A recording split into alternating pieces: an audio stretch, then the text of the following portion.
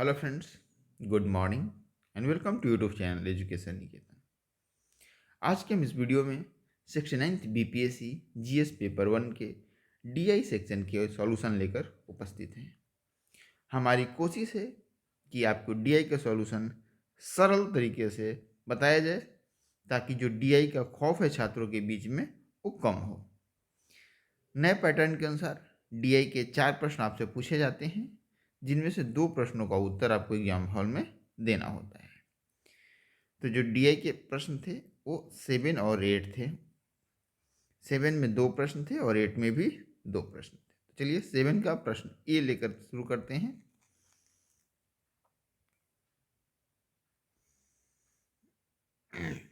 निम्नलिखित सारणी का ध्यानपूर्वक अध्ययन कीजिए। सारणी टेबल आपके सामने दिया गया है।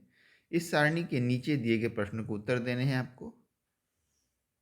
बार के रूप में एक समान साबुन बनाने वाली 3 कंपनियां हैं, एक्स, वाई और जेड। साबुन इकाइयों की संख्या के अनुसार बेचे गए हैं। कुल बिक्री बराबर विक्रय मूल्य गुने बेची गई इकाइयाँ। अब देखो, एक पर यूनिट प्राइस दिया गया है। एक्स कंपनी ने 2011 में जो साबुन बेचा है उसकी 1 यूनिट की कीमत थी 5 रुपये और टोटल 3 लाख का साबुन बेचा है। ये एज्यूम करके चलना है कि मार्केट में केवल साबुन बनाने वाली 3 ही कंपनियां हैं, एक्स, वाई और जेड। अब प्रश्न पे चलते हैं। पहला प्रश्न है कि वर्ष 2013 में साबुन का औसत मूल्य क्या था। वर्ष 2013 साबुन का औसत मूल्य पूछ रहा है आपसे। देखो, एवरेज प्राइस ऑफ सॉप इन 2013।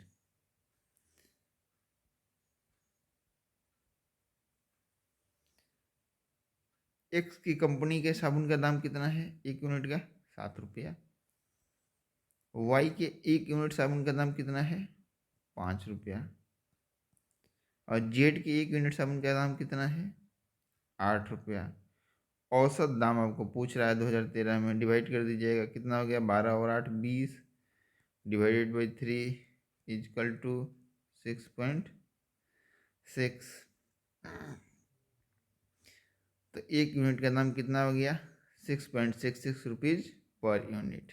चलो, अब अगले प्रश्न पे आते हैं। अगला प्रश्न कह रहा है कि एक्स के लिए 2011 की तुलना में 2012 में बेची गई इकाइयों में कितने प्रतिशत की कमी हुई। तो सबसे पहले तो आपको 2011 और 12 में एक्स की बेची हुई यूनिट्स निकालना होगा।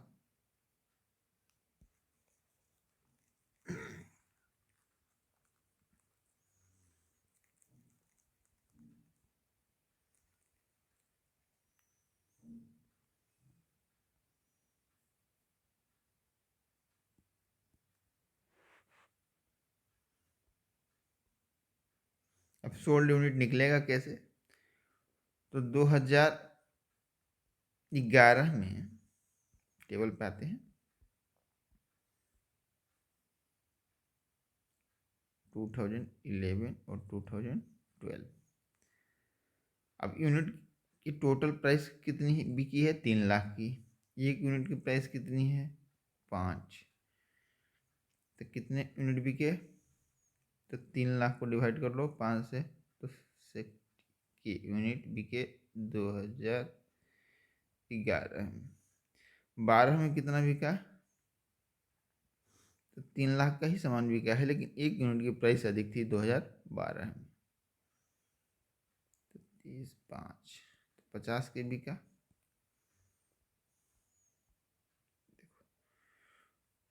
2011 में कितने यूनिट बिके? 60 के।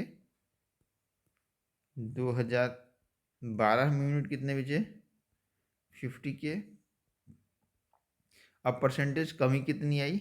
तो घटा दो 60 के माइनस 50 के। अब बटन में कितना आ जाएगा भाई? 60 के इंटू 100। इसको सॉल्यूशन कर लो, पूरा का पूरा ये उड़ जाएगा।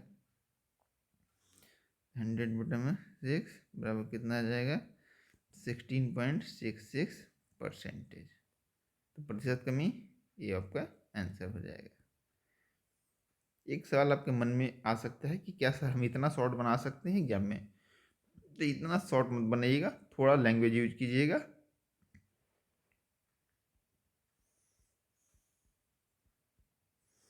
नेक्स्ट है कि वर्ष 2013 में बेची गई कुल इकाइयों में जेड का कितने प्रतिशत का हिस्सा था? वर्ष 2013 में बेची गई कुल इकाइयों में जेड का कितने प्रतिशत का हिस्सा था? तो देखो एक्स की इकाई निकाल लेंगे, कैसे निकलेगा? तो 3.5 लाख डिवाइडेड बाई 7, इससे एक्स की संख्या निकल जाएगी। वाई की कैसे निकलेगी? तो 4.5 डिवाइडेड बाई 5। जेड की कैसे निकलेगी? तो 4 लाख डिवाइडेड बाई 8। अब तीनों की संख्या आपके सामने है और तीनों की संख्या से जेड का आपको कंपेरिजन करना है। अब एक्स की सोल्ड यूनिट हमने निकाल ली, कितना आया 50 के। वाई की सोल्ड यूनिट हमने निकाल ली, कितना आया 90 के। जेड की हमने सोल्ड यूनिट निकाल ली, कितना आया 50 के। तो टोटल एक्स वाई जेड का मिलाकर कितना हुआ 2013 में? ऐड कर लो, 1,90,000 हो गया। अब जेड से तुलना करना, जेड का कितना था 50, परसेंटेज कितना रहा जेड का 26.32%। ठीक है। अब आंसर अगर आपने बनाया है तो मिलाते हुए चलिएगा, अगर आप नए हैं तो पहले बना लीजिए, इसके बाद आंसर मैच कीजिएगा। अब डी पे आते हैं। डी कह रहा है कि किस वर्ष वाई ने इकाइयों का अधिकतम संख्या बेची? किस वर्ष वाई ने इकाइयों में की अधिकतम संख्या बेची? वाई अब किस वर्ष कितनी संख्या बेची उसकी निकालने के लिए क्या करेंगे? पर यूनिट प्राइस से डिवाइड कर देंगे।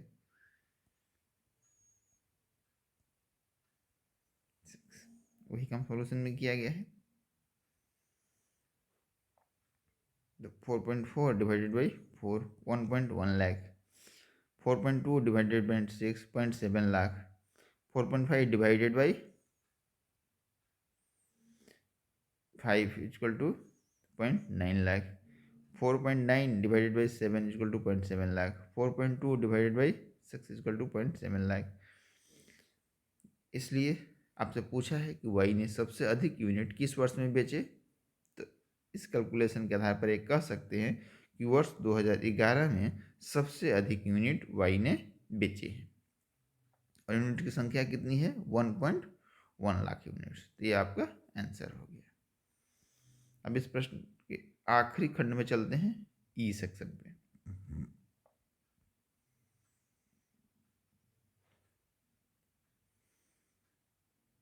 सारणी में दिया गया प्रति इकाई अधिकतम मूल्य प्रति इकाई न्यूनतम मूल्य से कितने प्रतिशत अधिक है? चलिए, तो पहले तो सारणी में दिए गए अधिकतम मूल्य खोज लेते हैं, न्यूनतम मूल्य खोज लेते हैं, फिर हम निकाल लेंगे कि इन दोनों में कितने प्रतिशत का अंतर है।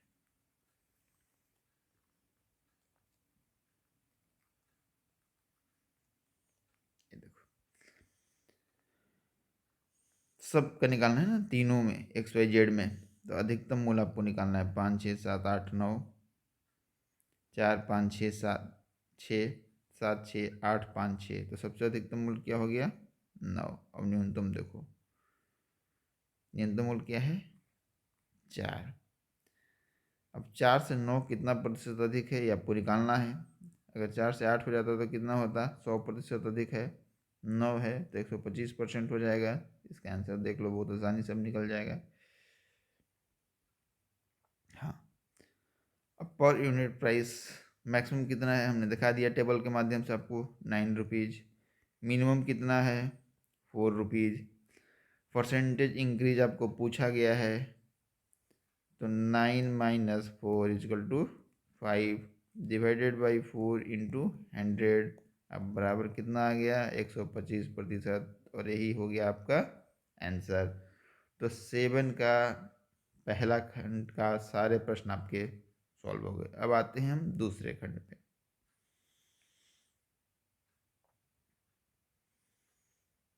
अथवा वाले खंड पे ये पाई चार्ट बेस्ड प्रश्न है। नीचे दिया गया वृत्त ग्राफ यानी कि पाई चार्ट विभिन्न मदों के तहत कैलकुलेटर के निर्माण पर किए गए व्यय को दर्शाता है। वृत्त ग्राफ यानी पाई चार्ट का सावधानी पूर्वक अध्ययन कीजिए और नीचे दिए गए प्रश्नों के उत्तर दीजिए।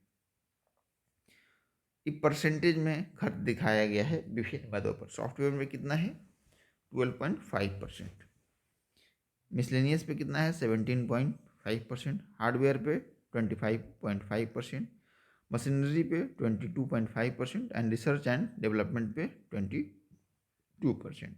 पहला सवाल क्या पूछा गया है आपसे, सॉफ्टवेयर के भुगतान पर किए गए व्यय को दर्शाने वाले सेक्टर, सॉफ्टवेयर पे कहाँ व्यय किया गया है, ये देखो ये जो सेक्टर है सॉफ्टवेयर पे व्यय को दर्शाता है। केंद्रीय कोण कितना है, ये एंगल आपसे पूछ रहा है कितना है। टोटल वृत्त के केंद्र पे कितना एंगल बनता है 360 डिग्री, ये सब आपको पता ही होगा। तो पहले प्रश्न का उत्तर बहुत आसान है। टोटल यानी कि 100% जो है वो 360 एंगल के बराबर है, इसलिए 1% कितने एंगल के बराबर हो जाएगा 3.6 डिग्री। अब आपसे पूछा है कि सॉफ्टवेयर सेक्टर का एंगल कितना है, परसेंटेज कितना है 12.5%। तो 12.5 अब इंटू कर दो 3.6, क्योंकि 1% का आ जाएगा। तो 12.5% का सेंट्रल एंगल कितना आ जाएगा 45 डिग्री, और यही आपसे पूछा गया है, तो 45 डिग्री हो जाएगा इसका आंसर। चलिए अब हम बी पर आ जाते हैं। कह रहा है कि कैलकुलेटर का लागत मूल्य क्या है। लागत मूल्य मतलब कॉस्ट प्राइस। देखिए यहाँ 3 चीज़ों का उल्लेख किया गया जिसमें कंफ्यूज नहीं होता है, कॉस्ट प्राइस, सेलिंग प्राइस और मार्केटिंग प्राइस।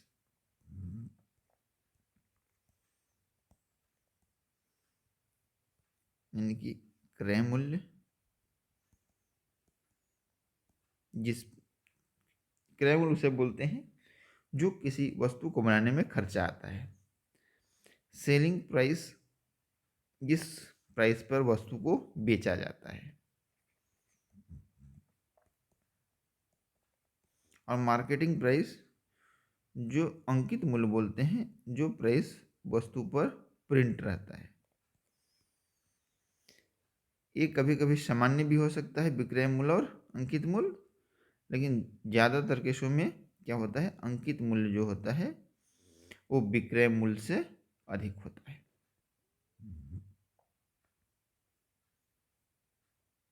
तो कैलकुलेटर का लागत मूल्य क्या है, जिस पर रिसर्च एंड डेवलपमेंट और मशीनरी शुल्क की लागत 127.5 रुपये है।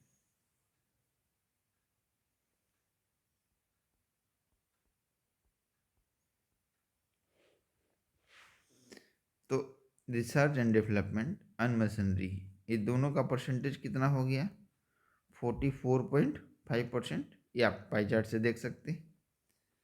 अब दिया हुआ क्या है कि जो 44.5% जो खर्चा है वो 127.50 के बराबर है। तो 1% का कितना आ जाएगा 127.5 डिवाइडेड बाई 44.5, इसलिए 100% का कितना आ जाएगा इतना, अगुने 100 बराबर 286.52। तो आप चाहें तो यहाँ पे भी आंसर लिख सकते हैं, या अप्रॉक्स करके 287 रुपीज़ लिख सकते हैं। तो आपसे ही पूछा गया था कि कैलकुलेटर का लागत मूल्य क्या है, कॉस्ट प्राइस हमने निकाल लिया 286.52। चलो सी पे जाते हैं। कैलकुलेटर का अंकित मूल्य यानी मार्केटिंग प्राइस उसके लागत मूल्य यानी कि कॉस्ट प्राइस से 24% अधिक है। यदि कैलकुलेटर का अंकित मूल्य 186 रुपये है तो कैलकुलेटर कि एक इकाई में प्रयुक्त रिसर्च एंड डेवलपमेंट का लागत मूल्य क्या है।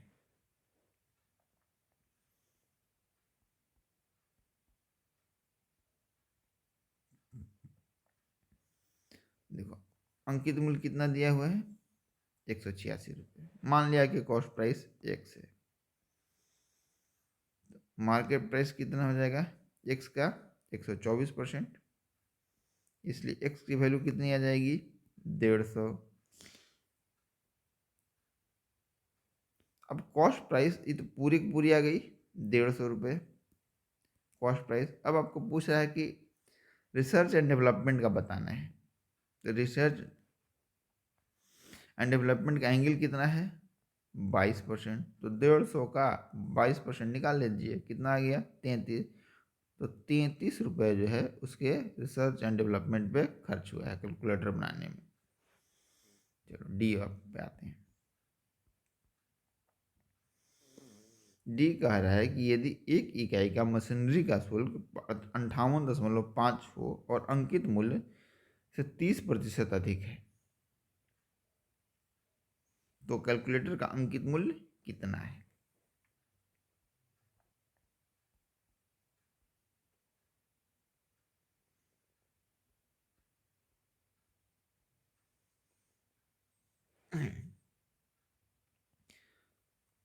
कितना दिया हुआ है 58.50, तो 22.5% उसका सेक्टर का प्रतिनिधित्व है, जिसका की वैल्यू है 58.50। तो 100% का कितना वैल्यू आ जाएगा भाई 260 रुपये। तो कॉस्ट प्राइस कितना हो गया 260 रुपये। अब 260 रुपीज कॉस्ट प्राइस हो गया।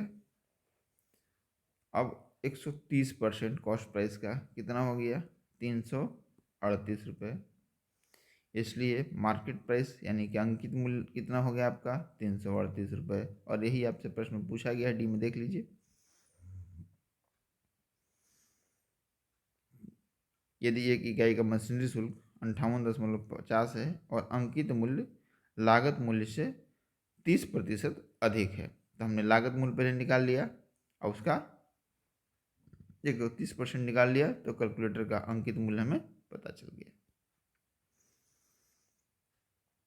यदि जो प्रोड्यूसर है मैन्युफैक्चर है उसका लाभ 20% है और कैलकुलेटर का अंकित मूल्य 190 रुपीज़ है, तो इस पर विविध शुल्क के रूप में कितनी रकम खर्च की गई है।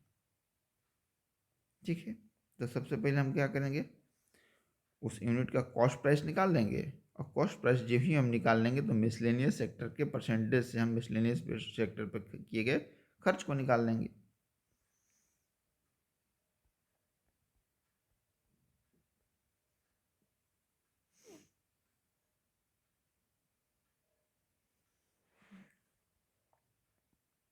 कॉस्ट प्राइस, सेलिंग प्राइस और मार्केटिंग प्राइस। अब सेलिंग प्राइस कॉस्ट प्राइस का कितना है 120%, सेलिंग प्राइस कितना है 190 रुपीज़, तो यहाँ से हमको कॉस्ट प्राइस मिल गया कितना है 160 रुपया। अब विविध सेक्टर पे खर्चा कॉस्ट प्राइस का जितना उस पर एंगल है उस मतलब परसेंटेज है, परसेंटेज प्रतिनिधित्व कितना है 17.5, तो 160 का 17.5 कितना हो गया भाई 28 रुपये। तो ये रहा 7 नंबर क्वेश्चन का पार्ट 1 और पार्ट 2 जो कि अथवा में पूछा गया है। इसमें दोनों पे 5-5 प्रश्न आपसे पूछे गए हैं। जो 8 का ए और बी है उसको हम नेक्स्ट वीडियो में डील करेंगे। धन्यवाद।